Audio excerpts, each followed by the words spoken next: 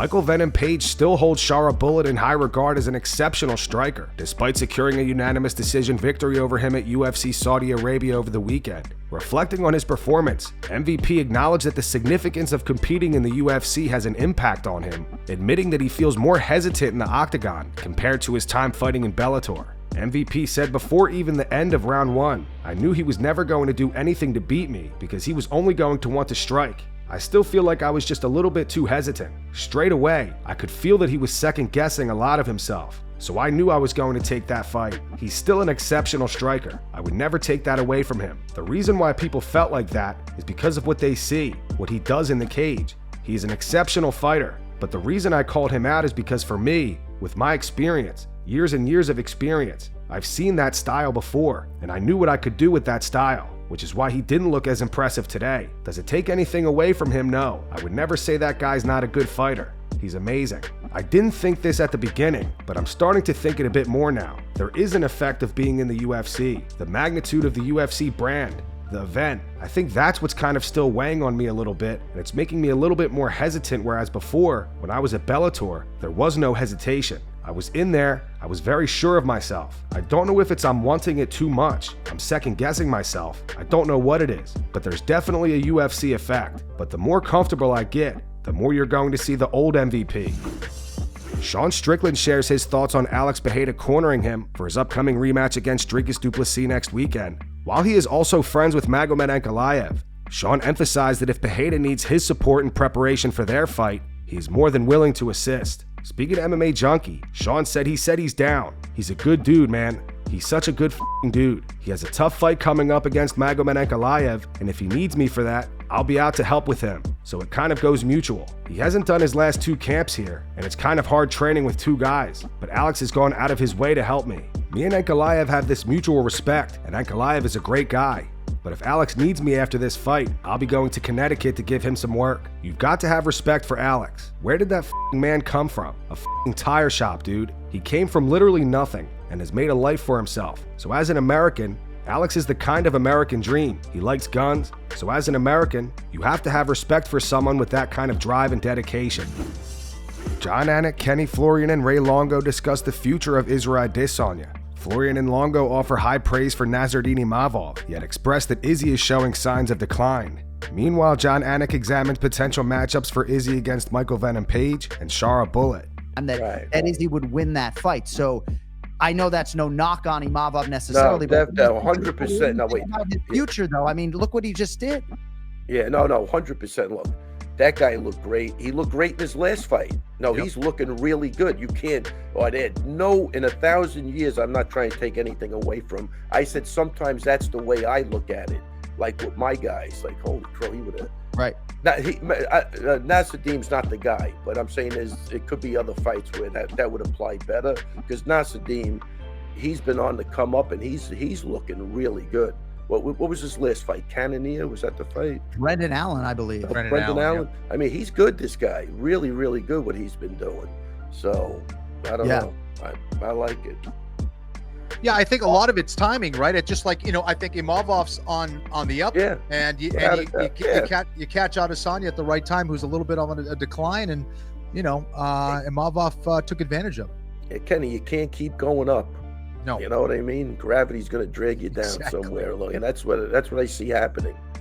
I mean, I would maybe be inclined as a promoter to do Adesanya versus Shara Bullet, or Adesanya versus even Michael Venom Page, right? But MVP and Izzy seem like they're close, and Michael Venom Page is talking about 170 pounds. So there are things you can do. Without a doubt. You lose to Shara Bullet, for example, and you've lost 4 in a row.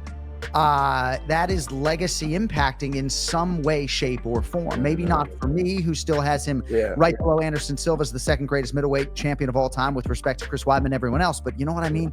There becomes a point of no return. I mean, Rashad Evans, I think, would love to affect change when it comes to his Wikipedia page. And I think that's why maybe he's fighting Rampage Jackson soon, Dricus Du Plessis attributes his success as the UFC middleweight champion to his unwavering mindset. Ahead of his highly anticipated title defense and rematch against Sean Strickland this weekend, Dricus made a bold statement, declaring that he is not only willing to risk his life in the octagon, but is also prepared to take an opponent's life, even in front of their family. Speaking to Mark Boris, Dricus said, "When I go in there, if the ref doesn't stop it, I'm not stopping. I could be sitting on you for 10 minutes bashing your face, and if the ref doesn't say stop, I'm not stopping." That is the question for me, as a modern-day gladiator, has to ask myself, am I still willing to die? Absolutely. That's easy. It is, are you willing to kill a man in front of his family? Yes, I am, and that's why I'm the world champion, because I say yes to that question every single time. But that's Dricus still Nicksick Du Plessis. That's not Dricus the guy that you see right here. That was exactly what we did the last time. He said to the death, "Let's go, let's fight to death," and the man threw a jab and a teep for 5 rounds. And this is a stat, you can check it.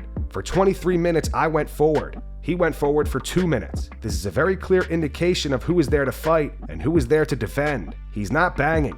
And listen, very effective style. That's his style. But let's not go and act as if Sean Strickland fights are entertaining. The man has 8 split decisions, 6 victories, 2 losses against me and Cannonier. That's not somebody who is looking for an exciting fight.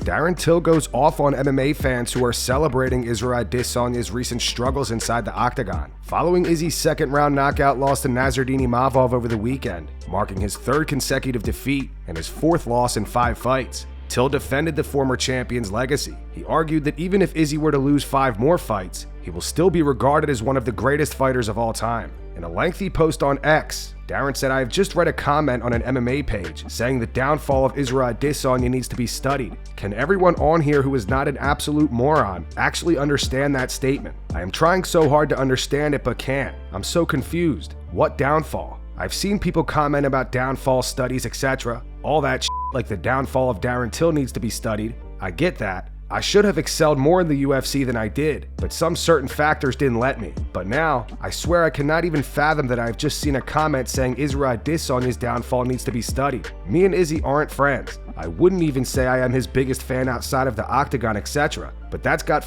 all to do with what that man has achieved in this sport. He was a wrecking machine at middleweight. No one could beat him. Literally at one stage he looked unbeatable in his title reign. People only cried for the fight between me and him because of styles, but facts are facts. He was ruining everyone. He made Paulo Costa look like a baby, who by the way had a war with Yoel Romero. He absolutely bodied Robert Whittaker. Izzy was an absolute wrecking machine in his day. He is without a doubt one of the middleweight GOATs, and it's not even up for debate. In fact, he can lose his next 5 fights, and it wouldn't change a thing on his GOAT status. But these today kind of MMA fans are so dumb. Stupid IQ of about 10 say these things. I just look and think, oh my God, hope is lost. Gang of absolute morons. I'm in utter disbelief by it. Sorry all of you for the big ass rant, but me. A man like Izzy should be worshipped among MMA fans and the UFC. He's literally one of the all-time greats. You don't have to like him. No one gives a fact. But we pay to watch fighting, and if it's fighting we're talking about, MMA as per se,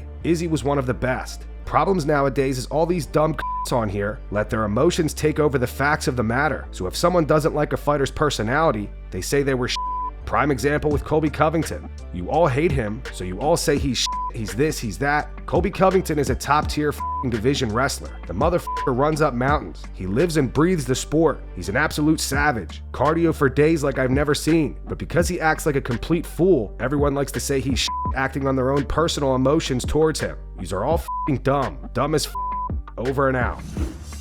Colby Covington shared his thoughts on Israel Adesanya following Izzy's recent knockout loss to Nassourdine over the weekend. During a live stream on Twitch, Colby criticized Izzy, referring to him as a bum, and suggested that he is only competing for a paycheck at this point. Playing the $1,700 main event poker tournament. I'm currently 4th in chips, and now I just got the news that Adesanya just got knocked out, so I'm gonna watch the clip right now. Oh, right hand. Oh, wow. Oh, he's out. Oh, he's done. He's covering up. He's turtling up like a little girl. Oh, yeah. Exactly as I called it. Adesanya's just showing up for a paycheck. He's a bum. All the guys that don't make it at 170 go up to 185 because it's easy pickings. That division's a weak division. So, you know, that's the end of Israel Adesanya. No more Gyno Bender. He's a bum. Eric Nicksick addresses the criticism surrounding Alex Pereira's involvement in Sean Strickland's corner for his upcoming rematch with Dricus Du Plessis. Dricus recently mocked the situation, pointing out that Sean doesn't speak Portuguese. In response, Nicksick explains why Pereira's presence will be a significant asset to Strickland, emphasizing the value he brings to the team. Speaking to MMAfighting.com, he went on to say he was going to be out there. It was just one of those things where we're looking at the corner, and I knew he was going to be out there. And Johnny Eblen couldn't make it out. I was hoping to have him in the corner. Myself and Danny Davis will be there, and it was just a matter of convenience. And these are two guys that really trust one another. Sean went out there to help him get ready for Khalil Roundtree, and this is what people don't really understand. I see some people thinking it's like a publicity thing. It's more about the comfortability in your corner. And not only that, what Alex is going to bring to the locker room. Sean warms up very, very hard. Sean basically fights in the back to get his eyes in rhythm and his timing on point. Who better to be back there to help you warm up than Alex freaking Pereira, right? Like, that guy is going to help. I've seen a couple of comments here and there that Alex doesn't even speak English. He was in the corner for the first Dricus fight. He sat right behind me and he told me everything in my ear. Hey, make sure he teeps more. Make sure he jabs more. We speak MMA, right? There's enough for him to be able to say to help be a resource for us. And look, if we're going to battle, who better to have in your corner than Alex Pereira? So I'll take him in any capacity that we can get. But there's a lot of deeper levels and layers of having him in the corner than just him standing there looking scary. So he's going to help us a ton during fight week, and I'm excited to have him out there. Not to mention Pereira has a championship pedigree, a guy who is fighting to this level and capacity time and time again, and understands the magnitude of what he's dealing with in those moments. I don't need a freaking guy to give him a speech or say all of these things. That's what he has myself and Danny for. But his presence alone means a lot to us, and having him there, and I'll take him any day of the week. Footage surfaced today showing Conor McGregor appearing to spit in a man's face after the individual shouted, "Let's go Habib." The incident reportedly took place at Diplo's show at the Wynn in Las Vegas, where McGregor was in attendance. Yo, McGregor, can I get a picture?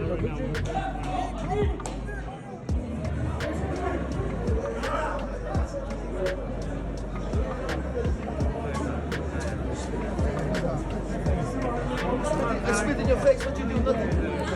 Just like spit in your face, you do nothing.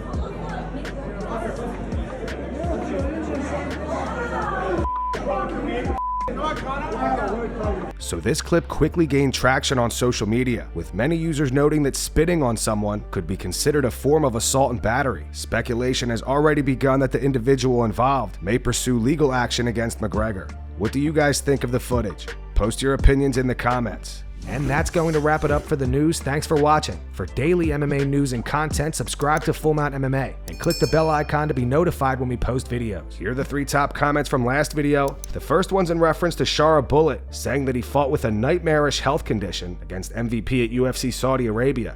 It's from Andrew. "'Tis a growing trend from fighters after they lose is to suddenly reveal an injury or illness." The second one's from Tyler Durden. It says Jamal Hill should study Izzy's response to losing. Mad respect to the champ. And the final one's from Healthy Liam. It says Shara bullied. Those were the 3 top comments from last video. If you want to be featured in the next one, all you have to do is comment down below. And if you missed yesterday's news, click the video on screen right now to get caught up.